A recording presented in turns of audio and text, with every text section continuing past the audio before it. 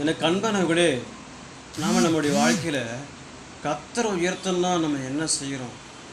ஆனால் கர்த்தர் நம்ம வாழ்க்கையில் உயர்வை தர வேணும்னாக்கா, நம்ம வாழ்க்கையில் சில விஷயங்களை ஃபாலோ பண்ணணும்.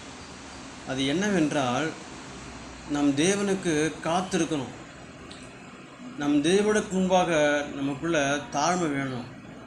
மனுஷனுக்கு முன்பாக நம்ம தாழ்மை இருக்கிறோமோ இல்லையோ, ஆனால் கர்த்தருக்கு முன்பாக நம்ம தாழ்மை இருக்க வேண்டும். அதே சமயத்தில் அடங்கி இருக்க வேண்டும். அடங்கியிருந்தால் மட்டும் ஏற்ற காலத்தில் நிச்சயமாக நம்மளை உயர்த்துவார்.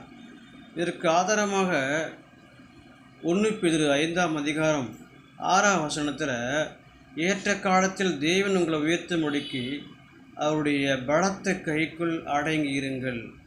ஆகவே எனக்கு அருமையானவர்களே, தேவன் உங்களை உயர்த்த நீங்கள் அடங்கி இருக்க வேண்டும், பொறுமையாக இருக்க வேண்டும்.